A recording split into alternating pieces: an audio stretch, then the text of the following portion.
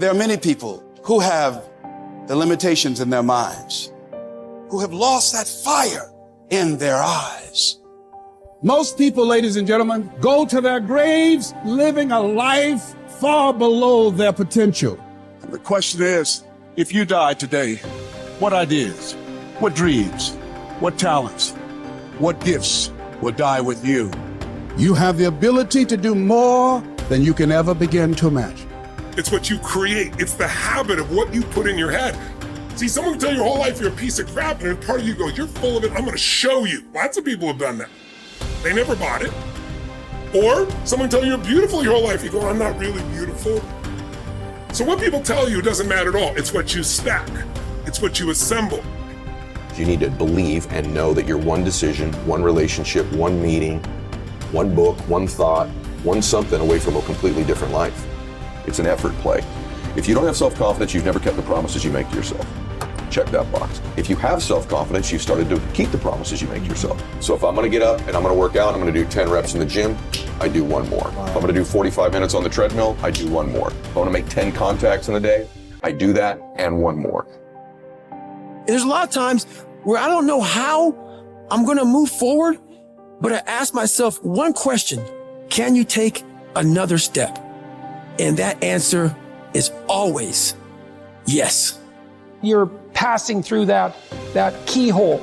But if you pass through it, then something massive opens up on the other side. And it is definitely the case that disciplinary institutions, universities, are exactly that, is they're places of guidance, and they're places to encourage people to develop the discipline that's necessary to see beyond the discipline. I mean, that's why we have disciplines, right? I mean, the words aren't there by accident.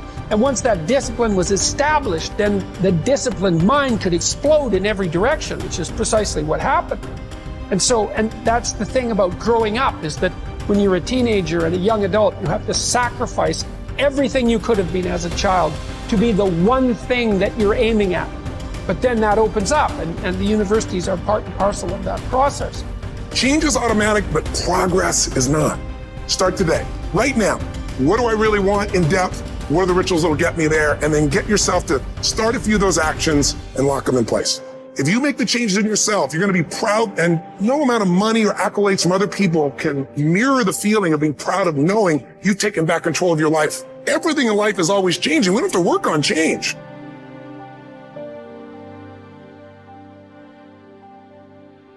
The major key to the good life. Every day in 1,000 different ways, we are trying to improve ourselves by learning how to do things. We spend a lifetime gathering knowledge in classrooms, in textbooks, in experiences. Now, if knowledge is power, if knowledge is the forerunner to success, then why do we fall short of our objectives? Why, in spite of all our knowledge and in spite of our collective experiences, do we find ourselves aimlessly wandering, settling for a life of existence rather than a life of substance? There may be many answers to this question. Your answers may be different than your associate or your spouses or your friends. The fundamental answer is the absence of discipline. Applying all that we know. Discipline. Self-discipline. We might add one more word here: consistent. Consistent self-discipline. It doesn't really matter how smart you are or how much you know if you don't use it. And once you're disciplined, like you're like a sharpened sword, man, like a well-tempered blade, and then you can go out there and operate in the world. The reason that discipline is necessary is because you're in mass of competing short-term interests. And so the question is then, well, which short-term interest should win out? And the answer to that is none of them. They need to be organized into a hierarchy that makes them functional across time and across individuals. Get it really simple, things you do right now to change your life. You can go to experience it that day, and then you get momentum. Day 1, day 2, day 3, day 4, and all of a sudden now what used to be hard to do is easy to do. And I think for anyone, you gotta understand, anyone can learn anything. And I'm just not willing to settle for a life without passion and aliveness. That's just like, there's so much to learn, there's so much to grow. And then my view is, what's next is always better. If I make it so, it's my job to make it so. And I think that's how we have to navigate. But most of us have been conditioned not to take a risk. And once you peel the crust, peel that crust away and see who you really are, you open your mind to a whole nother world. So I've opened my mind up to a whole nother world that most people can't even fathom because they haven't dug deep. So people think I'm crazy because I found a whole nother way of living. I think they're crazy for never even trying to get to the other side of whatever's in front of them. So what drives me every day is finding more of myself. And being my best is a never-ending journey. It is said that the master swordsman Nakayama Hakudo would practice drawing his sword some 2,000 times a day.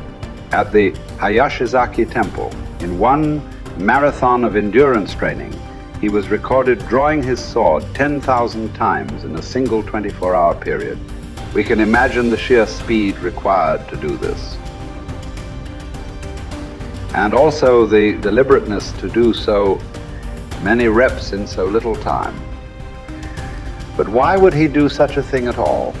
Because, as Octavian's teacher Arrius Didymus said, practice over a long time turns into second nature. We don't rise to the occasion, we fall to the level of our training. The samurai Musashi was once challenged by a warrior named Miyake Gunbei, a man who thought himself one of the best in the world. On his third attack, frustrated by his lack of success, Gunbei charged at Musashi in an aggressive lunge. Musashi, having prepared for this exact scenario countless times, replied, "That is not what you should do," then parried the blow with one sword and watched as the man gashed his own cheek against Musashi's other sword. How had he known? Practice. Chotan Siki Ren was Musashi's phrase. Training from morning to night. Oh, you've done that. Okay, do it some more.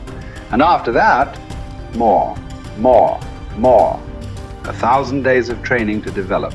Musashi would write 10,000 days of training to polish. For a samurai, there was no such thing as pretty good. If a pretty good swordsman met a better fighter, he would die. It's like the Basketball Hall of Famer Bill Bradley's observation. When you are not practicing, refining, working, somewhere someone else is, and when you meet them, they will beat you or kill you. Gunbei was lucky enough to learn this lesson and live to tell about it. In fact, after Musashi treated the man's wound, Gunbei accepted that he was outmatched and became Musashi's student, training and practicing under him until he was no longer prone to the mistakes that come from such rashness. Look, this is not a drill. There is no greatness without practice. Lots of practice, repetitive practice, exhausting, bone-crunching, soul-crushing practice. And yet, what emerges from this practice is the opposite of those three feelings. Energy, strength, confidence. You deserve that. Yes, your body will burn, but that's the evidence. From that burning comes real heat, heat you can apply to your craft, to your work, to your life.